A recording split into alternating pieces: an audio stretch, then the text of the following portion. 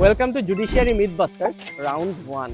আচ্ছা লাবিব ভাই, অনার্সে আমার সিজিপিএ যদি 3 এর নিচে থাকে তাহলে কি জুডিশিয়ারি ক্র্যাক করা পসিবল? আসলে জাজ হওয়ার সাথে সিজিপিএ 3 থাকার কোনো সম্পর্ক নেই। আপনার যদি সেকেন্ড ক্লাসও থাকে, তাও যদি আপনার রিটেনের মার্ক 590 থেকে 610 রেঞ্জের মধ্যে থাকে, তাহলেই আপনি সুপারিশপ্রাপ্ত হবেন। ভাই, আমার কি প্রতিদিন 14 থেকে 16 ঘন্টা করে পড়ালেখা করা উচিত? অ্যাটেনশন ধরে রাখতে পারলে দৈনিক 8 ঘন্টা পড়াশোনা করাই এনাফ। কিন্তু আমরা যদি অ্যাটেনশন ধরে রাখতে না পারি, সেক্ষেত্রে আপনার মিনিমাম 10 থেকে 12 ঘন্টা পড়ার টেবিলে থাকতে হবে। ভাই, প্রথমবারই কি জুডিশিয়ারি ক্র্যাক করা পসিবল? জি ভাই, প্রথমবারই জুডিশিয়ারি ক্র্যাক করা সম্ভব। আপনার যদি প্রস্তুতি গুছানো থাকে, সেক্ষেত্রে আপনি প্রথমবারই জুডিশিয়ারি ক্র্যাক করতে পারবেন। ভাইয়া, আমার কিন্তু এলএলএম করা হয় নাই, তাহলে কি কোনো সমস্যা হবে? না, আপনার যদি এলএলএম কমপ্লিট নাও করা থাকে, তাও কোনো সমস্যা হবে না। আপনার রিটেনের মার্কসই হচ্ছে মেইন। রিটেনের মার্কসের রেঞ্জ যদি 590 থেকে 610 এর মধ্যে থাকে, তাহলে আপনি ইজিলি সুপারিশপ্রাপ্ত হয়ে যাবেন। শুধুমাত্র আপনার ভাইভাতে পাস করতে হবে। আচ্ছা ভাই, বলেন তো, শুধু টপার্সরাই কি জজ হইতে পারে? না, অ্যাকচুয়ালি এটা একটা ভুল ধারণা যে শুধুমাত্র টপার্সরাই জুডিশিয়ারি ক্র্যাক করতে পারে।